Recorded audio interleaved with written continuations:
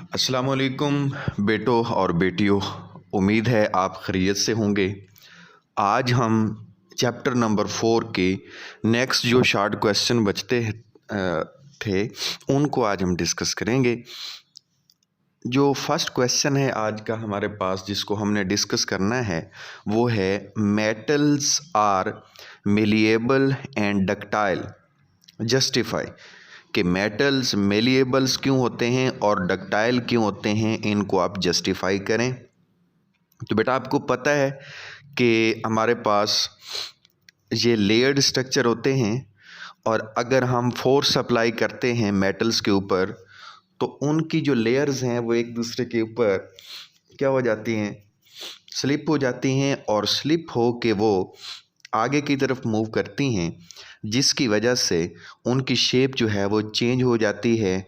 और वो शेप आपके पास शीट्स में भी चेंज हो सकती है। मीन कि आप उसको मेलिएबिलिटी मीन कि जब वो शीट्स के अंदर चेंज होगी तो आप उसको मेलिएबिलिटी से शो करेंगे, और जब वो वायर्स के अंदर उसी शेप को आप चेंज करेंगे तो आप उसको डक्टाइलिटी कहेंगे। लेकिन इसके लिए एक कंडीशन है कि वो वायर या जो भी स्ट्रक्चर आपके पास बन रहा है वो टूट ना जाए, बल्कि वो वायर की फॉर्म के अंदर एक अलोंगेटेड सा स्ट्रक्चर हो तो आप उसको डक्टाइलिटी कह सकते हैं। जब ब्रेकेज हो जाता है फिर वो डक्टाइलिटी नहीं बल्कि वो उसका फिर असल प्रोडक्ट नहीं होता जो कि आप बनाना चाह रहे होते हैं। उसके बाद बेटा जो नेक्स्ट क्वेश्चन है वो क्वेश्चन है fresh cut metal has a shiny surface. जब भी आप किसी मेटल को ताज़ा काटते हैं तो उसकी शाइनी सरफेस होती है, या फिर इस स्टेटमेंट के साथ भी ये क्वेश्चन आ जाता है कि metallic crystals are lustrous in nature. इसके रीज़न दें तो ये भी आ सकता है। तो बेटा नो डाउट कि जब मेटल को काटा जाता है तो उनकी सरफेस जो होती है वो शाइनी होती है, क्योंकि वहाँ पे जो फ्री इलेक्ट्रॉन्स होते हैं ना उनके साथ जाके लाइट जो है वो क्या करती है, स्ट्राइक करती है, और सरफेस के ऊपर ये सारा काम हो रहा होता है। फिर होता क्या है कि वो एक्साइटेड हो जाते हैं, जैसे ही लाइट उनको मिलती है तो वो एक्साइटेड हो जाते हैं। फिर जब वो एक्साइटेड इलेक्ट्रॉन अपनी ओरिजिनल पोजीशन में आते हैं तो वो एनर्जी को क्या करते हैं, इमिट करते हैं। और एनर्जी को इमिट करने जब वो करते हैं तो फिर वो जो लाइट जो वहाँ से रिफ्लेक्ट होती है मेटल से, सरफेस से मेटल की से, तो वो क्या शो करती है, शाइनिंग अपीयर करती है, जो कि आपको लगता है कि मेटल चमक रही है। तो इन क्वेश्चन से जो बच्चे बिल्कुल जो है वो पहले जिनकी बिल्कुल तैयारी नहीं थी, एक तो उनकी तैयारी बहुत अच्छी हो रही है, दूसरा मुझे बाज़ वक़्त मैसेज आ रहे होते हैं टॉपर्स बच्चे जो होते हैं उनके भी कि सर इससे फ़ायदा ये हो रहा है कि हमें बिल्कुल सिंपल करके आप जब बताते हैं तो इससे ये फ़ायदा होता है कि हमारा कंसेप्ट जो है वो और ही क्लियर हो जाता है। पहले हम याद तो कर रहे थे, करते भी थे, लेकिन इस तरीके से बताने से हमारा जो कंसेप्ट है वो बहुत अच्छे से क्लियर होता है। तो मेरी पूरी कोशिश होती है कि मैं जितना सादा हो सके, जितना अच्छे तरीके से एक्सप्लेनेशन हो सके मैं उसकी करूं। लेकिन कभी कभी टाइम शॉर्ट होता है और वीडियो बनानी लाजमी होती है तो फिर बंदा थोड़ी सी जल्दबाजी भी कर जाता है। बाज़ औक़ात क्वेश्चन जब बंदा रिकॉर्ड कर रहा होता है तो किसी भी तरह के इंटरप्शन की वजह से क्वेश्चन किसी का आंसर मिस हो जाता है या कोई क्वेश्चन ही मिस हो जाता है, तो उसके लिए माजरत मैं करता हूं, क्योंकि वो मैं जानबूझ के नहीं बल्कि पिछले क्वेश्चन में बच्चे कह रहे थे सर कि एक जो क्वेश्चन था वो वहाँ से मिस हो गया था। तो वो ये हुआ था कि मैं चाय रिसीव करने लगा और चाय रिसीव करते करते मुझे पिछला क्वेश्चन भूल गया कि मैं कौन सा डिस्कस कर रहा था। तो इसलिए उसके लिए सॉरी। मेरी पूरी कोशिश होगी कि मैं पूरे के पूरे क्वेश्चन आपको एक्सप्लेन किया करूं ताकि आप लोगों का फ़ायदा हो सके।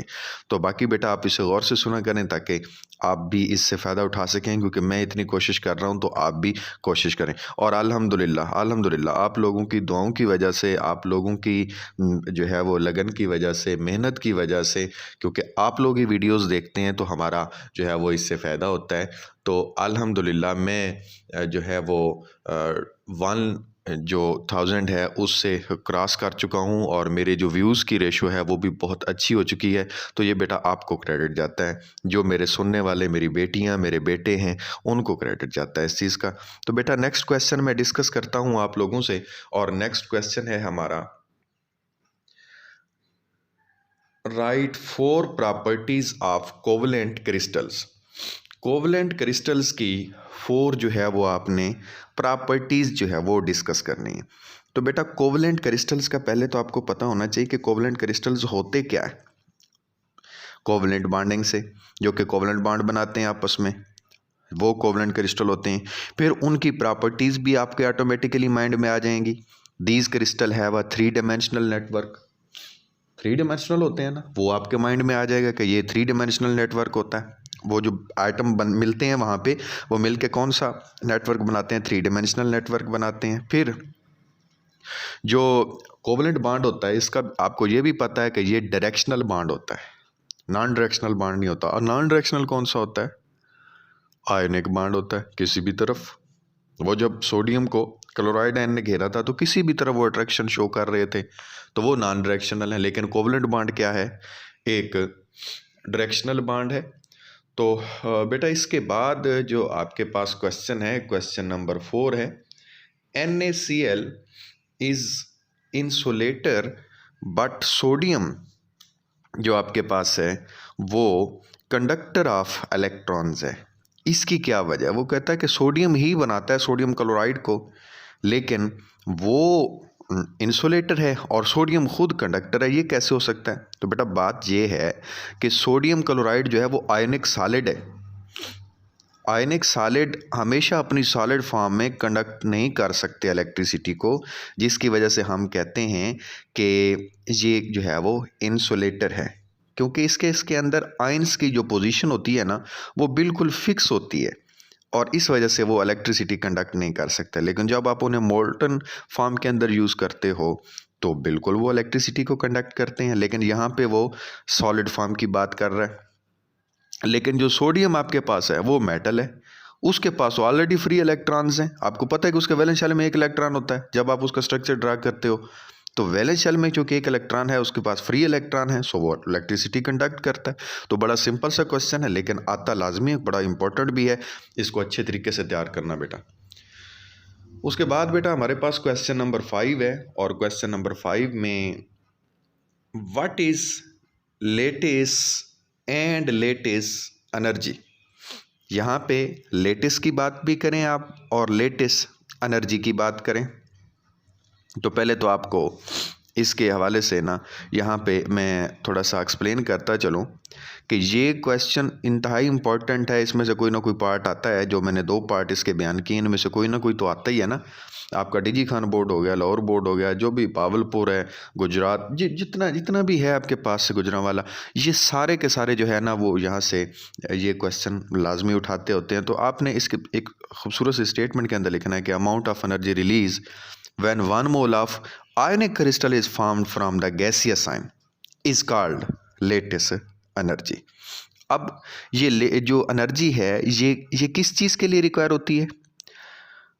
1 मोल आपके पास जब सॉलिड ब्रेक होता है आइसोलेटेड आयन के अंदर, और उनके आइसोलेटेड आयन किस फॉर्म के अंदर, गैसियस फेज के अंदर, तो उसको क्या कहते हैं, लेटिस एनर्जी कहते हैं। आप कहेंगे सर अभी तो आपने कहा कि रिलीज होती है और आप उसको रिक्वायर कर रहे हो, तो हाँ बेटा रिक्वायर भी होती है और रिलीज भी होती है। जैसे कि आपके पास सोडियम आयन है, क्लोराइड आयन है, मिलते हैं तो सोडियम क्लोराइड बनाते हैं, यहाँ से एनर्जी रिलीज हो रही है मैंने 787 किलो जूल पर मोल। और जब सोडियम क्लोराइड को आप सॉलिड फॉर्म के अंदर उसको ब्रेक करते हो तो सोडियम आयन में चेंज होता है, क्लोराइड आयन में चेंज होता है, तो प्लस 787, तो रिक्वायर भी हो गई, रिलीज भी हो गई। तो इस तरीके से कंप्लीट लिखोगे तो आपको 2 नंबर मिलेंगे। ओके, तो इसके बाद बेटा हमारे पास क्वेश्चन है, why ionic solids have high melting point. Ionic solids के हाई मेल्टिंग पॉइंट्स किस वजह से होते हैं? आयनिक सॉलिड आपको पता है कि आयनिक क्रिस्टल्स आपने डिस्कस किए हैं, तो आयनिक फोर्सेस जो यहाँ पे प्रेजेंट होती हैं जो कि नॉन डायरेक्शनल होती हैं, और उसके साथ साथ जब वो नॉन डायरेक्शनल हैं तो स्ट्रांग भी काफ़ी सारी हैं।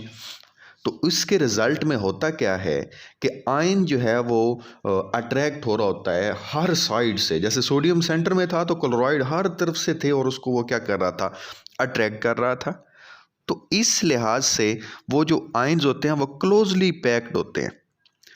क्लोजली पैक्ड होने की वजह से हम कहते हैं कि उनका मेल्टिंग पॉइंट जो होता है वो क्या होता है, स्ट्रॉन्ग इलेक्ट्रोस्टैटिक फोर्सेस से, क्योंकि वो एक दूसरे के साथ जुड़े हुए हैं तो उनका मेल्टिंग पॉइंट भी क्या होता है, हाई होता है। उम्मीद है आपको इस क्वेश्चन की अच्छे से समझ आ गई होगी। नहीं आती तो कमेंट बॉक्स में पूछ लिया करें, मैं दोबारा एक्सप्लेन कर दिया करूँगा, ऐसी कोई बात नहीं है। तो इसके बाद बेटा आपके पास क्वेश्चन है क्वेश्चन नंबर 7, और क्वेश्चन नंबर 7 है define transition temperature, give example. आपने ट्रांजिशन टेम्परेचर को जो है वो क्या करना है, डिफाइन करना है और उसकी एग्जाम्पल भी देनी है। तो बेटा कोशिश किया करें कि डेफिनेशन को याद कर लिया करें। कुछ बच्चे अपनी तरह से लिखने की कोशिश करते हैं तो फिर वो उनकी डेफिनेशन गलत हो जाती है, क्योंकि स्टेटमेंट में काफ़ी सारी वो चेंजिंग कर देते हैं। तो बेटा मैं डेफिनेशन इसकी जो है वो बोल रहा हूँ, तो हू बहू आपने यही लिखनी है, इससे चेंज नहीं करनी, कोशिश करनी है कि इसे तैयार करना है। The temperature at which two crystalline form of the same substance can coexist in equilibrium with each other is called transition temperature।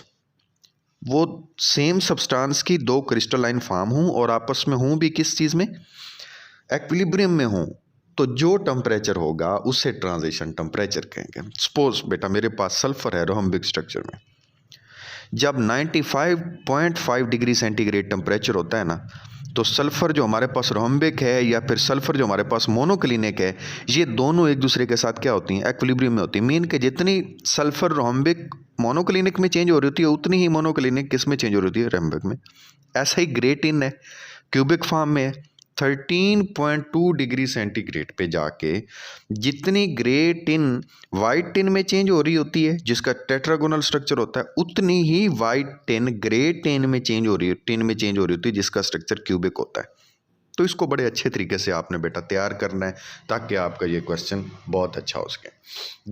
एक दो एग्जाम्पल लाजमी होता है साथ में देना। इसके बाद क्वेश्चन है बेटा डिफाइन पॉलीमॉर्फिज्म एंड एलोट्रोपी। ये अलग अलग भी आते हैं, ज़रूरी नहीं है कि इन्होंने इकट्ठे ही आना होता है, लेकिन चूँकि मैं अब दे चुका हूँ इनको इकट्ठे ही, तो फिर आपने इसी तरीके से लिखना होगा। मैं पहले पॉलीमॉर्फिज्म की डेफिनेशन आपको बता रहा हूँ, यही लिखनी है कि the phenomena in which a compound exist in more than one crystalline form is called polymorphism. बड़ी सिंपल सी क्वेश्चन है, अगर आप बड़ी सिंपल सी डेफिनेशन है, अगर आप इसको करना चाहें तो।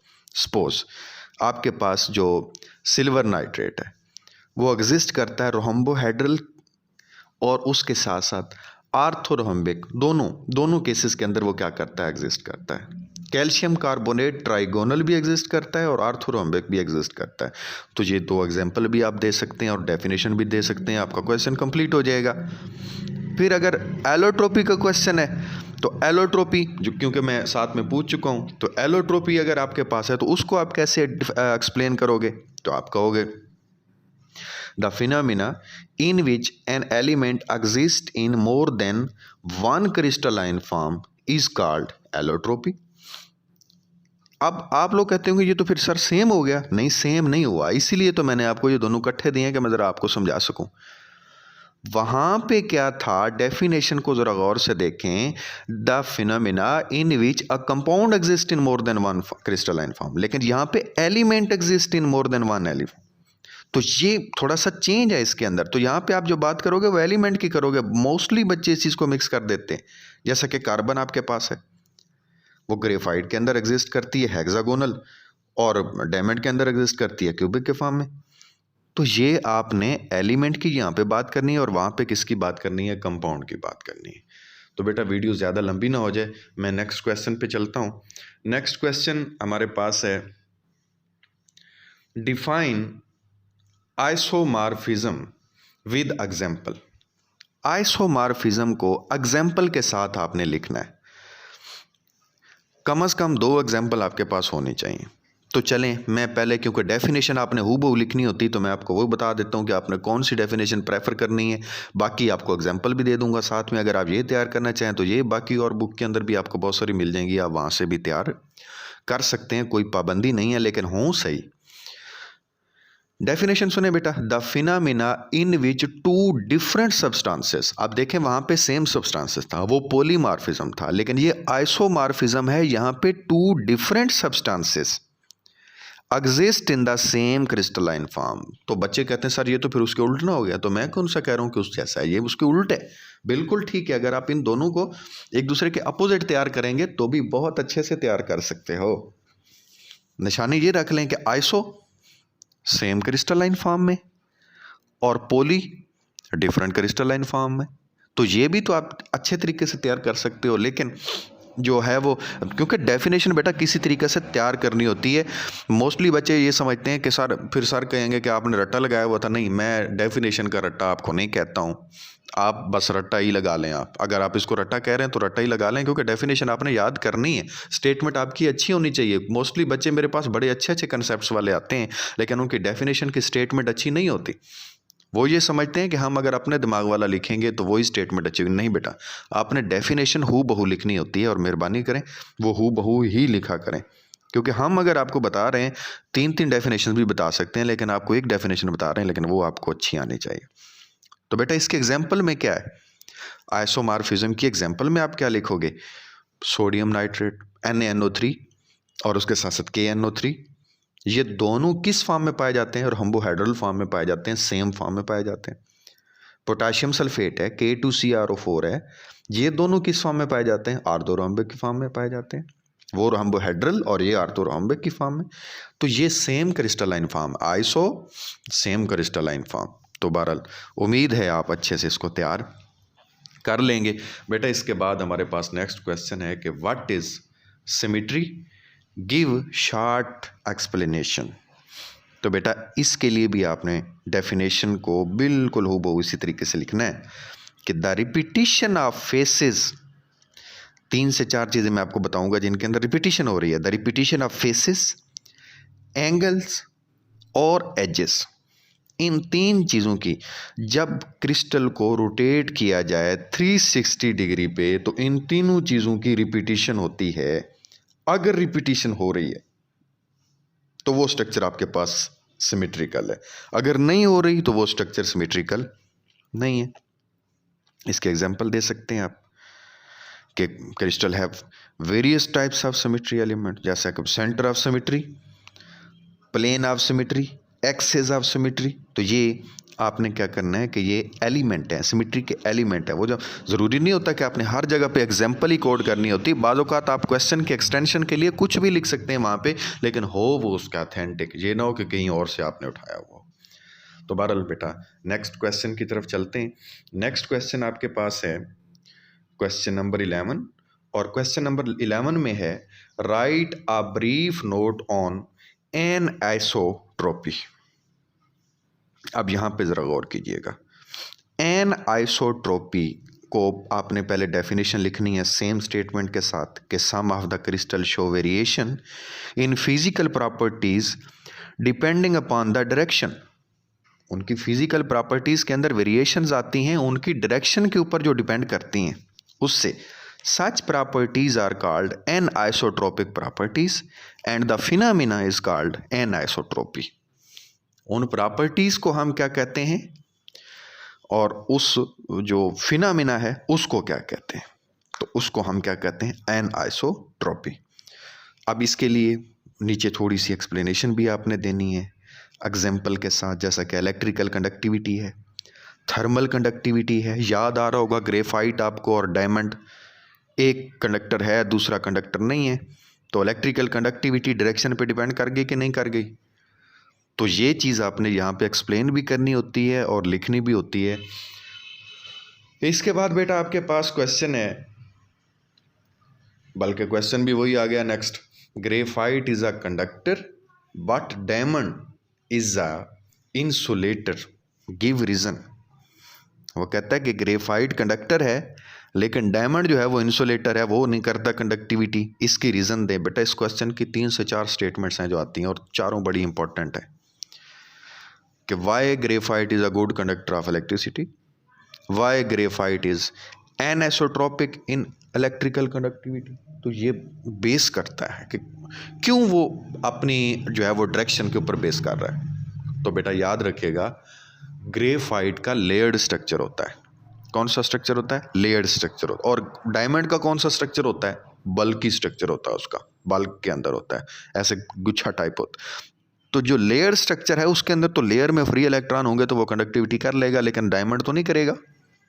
तो इसलिए हम कहते हैं कि ग्रेफाइट जो है, इसको पढ़ लीजिएगा अच्छे तरीके से और इसकी स्टेटमेंट भी अच्छी लिखिएगा ताकि आपके नंबर ना कटे यहाँ से। उसके बाद बेटा आपके पास क्वेश्चन है, question number 13, explain cleavage of crystal and cleavage plane. Cleavage of crystal and cleavage plane, तो बेटा दोनों की मैं आपको सेम स्टेटमेंट के साथ डेफिनेशन बता देता हूँ, यही लिखनी है आपने वहाँ पे जाके। पहली कौन सी है? The breakage of crystalline solid into smaller identical crystals due to external pressure is called cleavage. Breakage उसको। दूसरी है cleavage plane, the plane in which a crystalline solid can be broken into smaller identical crystal is called cleavage plane. वो plane जहां से crystal break हो रहा है। तो इन दोनों का डिफरेंस ज़रा समझ के आपने वहाँ पे क्या करना है, इनको डिफरेंशिएट भी करना है और इनकी एक्सप्लेनेशन भी लिखनी है। ठीक हो गया बेटा। इसके बाद जो आपके पास क्वेश्चन है वो कहता है कि डिफाइन आइसोट्रोपी। आइसोट्रोपी को आप कहता है कि डिफाइन करो। तो एन आइसोट्रोपी को आप डिफाइन कर चुके हो ना, मैं आपको बताता हूँ कि किस तरीके से आप बड़ा आसानी से इन दोनों को तैयार कर सकते हो। एन आइसोट्रोपी को आपने डिफाइन किया अभी कि वो डिपेंड करती हैं किस चीज़ पे? डायरेक्शन के ऊपर। लेकिन अब यहाँ पे इसको देखिएगा, the properties which do not depends upon the direction, जो कि डायरेक्शन पे डिपेंड नहीं करती, आर कॉल्ड आइसोट्रोपिक प्रॉपर्टीज। और वो कैसे? एग्जाम्पल जैसे इसकी में हम देते होते हैं, मेल्टिंग पॉइंट है कभी नहीं करता, बॉइलिंग पॉइंट है कभी नहीं करता। तो ये बिल्कुल भी ऐसी प्रॉपर्टीज़ हैं कि जो डायरेक्शन के ऊपर डिपेंड नहीं करती। तो ये आपने इसकी डेफिनेशन भी लिखनी है और उसके साथ साथ इसकी एग्जाम्पल भी लिखनी है हर हाल में। तो बेटा इसके बाद जो नेक्स्ट आपके पास क्वेश्चन है, क्वेश्चन नंबर 15 है, give angles and lengths of axis of monoclinic system. वो कहता है मोनोक्लिनिक सिस्टम आपके पास है, वो क्रिस्टल सिस्टम नहीं थे। तो वो कहता है कि मोनोक्लिनिक आपके पास सिस्टम है, उसके अंदर एंगल्स भी बताएं और उसके साथ साथ वहाँ पे लेंथ्स भी बताएं। तो पहली बात तो ये है कि ये जिस स्ट्रक्चर की बात कर रहे हैं ना, इसमें तमाम की तमाम साइड्स होती हैं ना वो अनइक्वल होती हैं। मीन कि ए बी के बराबर नहीं होता और बी सी के बराबर नहीं होता। दूसरे नंबर पे जिसके जो दो एंगल होते हैं वो 90 डिग्री होते हैं और जो तीसरा होता है ना वो 90 से कुछ ज़्यादा होता है, 90 डिग्री से ज़्यादा होता है। तो आप कह सकते हैं alpha is equal to gamma is equal to 90 degree and beta is greater than 90 degree. तो ये भी आप कह सकते हैं, इसको एक्सप्लेनेशन के अंदर ये आप कह सकते हैं। अच्छा, एग्जाम्पल इसकी कौन से देंगे आप? कि एग्जाम्पल आपके पास मोनोक्लिनिक सिस्टम की कौन सी होती है? शुगर है जैसा आपके पास ये, और उसके साथ साथ मोनोक्लिनिक सल्फर भी है, बोरैक्स। बहरहाल जो आप यहाँ पे एग्जाम्पल देना चाहें तो वो आप दे सकते हैं इजीली, यहाँ पे बुक में से भी आपको मिल जाएंगी। तो नेक्स्ट बेटा आपके पास क्वेश्चन है, question number 16, what is unit cell. Unit cell क्या होता है उसको डिफाइन करना है आपने। तो डेफिनेशन आपको आनी चाहिए बेटा कि the smallest part of the crystal lattice, crystal lattice का smallest part showing all the characteristics feature of the whole crystal, तमाम की तमाम क्रिस्टल्स की जो वो फीचर्स देता है उसके अंदर प्रॉपर्टीज़ पाई जाती हैं, इज कॉल्ड यूनिट सेल। उसको यूनिट सेल कहते हैं। और कहता है उसके साथ वो कहता है कि उसकी शेप को भी ड्रा करें। तो शेप किस तरीके से ड्रा करेंगे आप, जैसा कि आप वो एक डब्बा बनाते हैं, बॉक्स बनाते हैं, बॉक्स बना के आप उसके अंदर यूनिट सेल की सारी डायमेंशंस वहाँ पे क्या करोगे, डिस्कस करोगे। मकसद है कि वहाँ पे एंगल्स भी बताओगे, लेंथ्स भी बताओगे, तो जाके आपका जो है वो मीन के आपने डायग्राम बनानी है और उसको लेबल भी करना है, तब जाके आपका ये क्वेश्चन कंप्लीट होगा। नेक्स्ट बेटा आपके पास क्वेश्चन नंबर 17 है। तो क्वेश्चन नंबर 17 में चल के देखते हैं कि क्या पूछता है जी। Question number 17, differentiate between pseudo solid and true solid. तो ये मैंने कहीं और से क्वेश्चन नहीं लिया, वही जो आपकी बुक में दोनों सॉलिड्स हैं, अमॉर्फस सॉलिड और क्रिस्टलाइन सॉलिड, उन्हीं का डिफरेंशिएट मैंने दिया है। तो एक को ट्रू सॉलिड कहते हैं जो कि आपके पास क्रिस्टलाइन सॉलिड होता है, और दूसरा अमॉर्फस सॉलिड है जिसको सूडो सॉलिड कहते हैं। तो मैंने कोई चेंज नहीं किया इसमें से, वही सवाल है। फ़र्क क्या होता है इनका, तो इनकी डेफिनेट, क्रिस्टलाइन सॉलिड की डेफिनेट ज्योमेट्रिक शेप होती है जिसके अंदर एटम और आयंस मॉलिक्यूल जो होते हैं वो रेगुलर रिपीट हो रहे होते हैं, और अमॉर्फस सॉलिड के अंदर डेफिनेट ज्योमेट्रिक शेप नहीं होती। क्रिस्टलाइन सॉलिड्स के शार्प मेल्टिंग पॉइंट होते हैं, उनके नहीं होते। और क्रिस्टलाइन सॉलिड के केस के अंदर डेफिनेट हीट ऑफ फ्यूजन होती है, वहाँ पे इनडेफिनेट हीट ऑफ फ्यूजन होती है। और क्रिस्टलाइन सॉलिड एनआइसोट्रोपिक होते हैं और वो आइसोट्रोपिक होते हैं, लिक्विड के साथ रिजेंबल करते हैं। इनको क्रिस्टलाइन सॉलिड को ट्रू सॉलिड कहते हैं, उनको सूडो सॉलिड कहते हैं, जो कि मेरे क्वेश्चन का भी हिस्सा है। इधर एग्जांपल आप दे सकते हो NaCl की, उधर आप एग्जांपल दे सकते हो रबड़ की, गिलास की, जिस चीज़ की मर्जी दे एग्जांपल वहाँ पे दे सकते हो, लेकिन वो हो सूडो सॉलिड। मर्जी का मकसद ये नहीं है कि आप किसी क्रिस्टलाइन सॉलिड की एग्जांपल दे दो। तो नेक्स्ट बेटा आपके पास क्वेश्चन है, question number 18, define crystal and crystallites. बड़ा ही इम्पोर्टेंट क्वेश्चन है। क्रिस्टल एंड क्रिस्टलाइट्स, इन दोनों को आपने क्या करना है, एक्सप्लेन करना है, और इसके साथ में एग्जाम्पल भी देनी है। तो बेटा पहले क्रिस्टल का सुन लें। The solid in which atoms, ions और a molecule have regular 3 dimensional arrangement are called crystal solids. जैसा कि सोडियम क्लोराइड है। दूसरी साइड पे क्रिस्टलाइट्स जो है ना, क्योंकि ट्रू सॉलिड्स तो सारे के सारे वेल अरेंज होते हैं, लेकिन जो सूडो सॉलिड होते हैं ना, वो सारे के सारे वेल अरेंज नहीं होते, बल्कि उनके अंदर कुछ कुछ पार्ट्स वेल अरेंज होते हैं। तो आप इसको कैसे लिखोगे, आप लिखोगे in amorphous solid long range order is absent, these solid have areas of short range order in their structure, these areas are called crystalloids, in areas को कहते हैं क्रिस्टलाइट्स। ठीक हो गया बेटा, तो ये आप इस तरीके से करेंगे। उसके बाद नेक्स्ट चलते हैं, और नेक्स्ट आपका क्वेश्चन नंबर 19 है। क्वेश्चन नंबर 19 में अगर आप देखें, डिफाइन ट्रांजिशन टेम्परेचर। तो ट्रांजिशन टेम्परेचर को बेटा मैं पीछे बता चुका हूँ, इस पे मैं दोबारा टाइम नहीं लगाता हूँ, क्योंकि मैंने इसी एक ही वीडियो पे पूरा लेक्चर जो है वो ख़त्म करना है। मैं आज 2 से 3 वीडियोज़ नहीं बना सकूँगा, क्योंकि मैंने बाहर जाना है थोड़ा सा यूट्यूब वर्क के लिए। तो इस वजह से मैं सिर्फ़ और सिर्फ एजुकेशन फील्ड की आज एक ही वीडियो अपलोड कर पाऊँगा। तो नेक्स्ट है बेटा आपके पास, what is habit of a crystal, के हैबिट ऑफ क्रिस्टल क्या होती है, इसको थोड़ा सा एक्सप्लेन करें। तो इसको ज़रूर एक्सप्लेन करते हैं कि the shape of crystal in which a crystal usually grow is called habit of a crystal. Crystal की जो शेप होती है जिसके अंदर वो ग्रो करती है, जैसा कि मैं आपको एक सिंपल सी एग्जांपल देता हूँ। सोडियम क्लोराइड है आपके पास, तो इसका जो है वो जो शेप होती है ना इसकी, वो क्यूबिक होती है। अब आप सोडियम क्लोराइड को ब्रेक करते जाओ करते जाओ ब्रेक, वो बिल्कुल बारीक बारीक इसको पीस दो, लेकिन फिर भी इसकी स्ट्रक्चर जो है ना वो क्या रहेगी, सेम रहेगी, वो चेंज नहीं होगी। ठीक है, लेकिन जब आप सोडियम क्लोराइड के अंदर 10% यूरिया एज अ इम्प्योरिटी मिलाते हो, तो फिर इसकी स्ट्रक्चर चेंज हो जाएगी, क्योंकि वो हैबिट ऑफ क्रिस्टल को क्या कर देगा, चेंज कर देगा, और वो नीडल लाइक बना देगा। तो ये भी क्वेश्चन बन सकता है कि how we can change the structure of NaCl into needle like structure. तो ये भी आप फिर 10% यूरिया का लिखना आपके लिए लाजमी होगा। तो बहरहाल बेटा ये भी काफ़ी इंपॉर्टेंट क्वेश्चन है, इसको आपने बहुत अच्छे से तैयार करना है।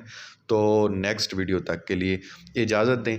अगर आप MCQs, short question, long questions उन चैप्टर्स के जो कि कम्बिनेशन के अंदर 2024 के अंदर पेपर जिनके में से बन चुका है वो करना चाहते हैं तो इस चैनल पे प्लेलिस्ट पे तमाम की तमाम वीडियोस मौजूद हैं, आप वहां से उसकी बाखूबी तैयारी कर सकते हैं। और अगर आप में से कुछ बच्चे एंट्री टेस्ट के MCQs की तैयारी करना चाहते हैं तो मैं हर चैप्टर में MCQs भी 10 से 20 देता हूं, तो आप वो भी तैयार कर सकते हैं, तो आप इससे फ़ायदा भी बहुत ज़्यादा उठा सकते हैं। नेक्स्ट वीडियो तक के लिए इजाज़त दीजिए। अस्सलामु अलैकुम वरहमतुल्लाहि वबरकातुहू।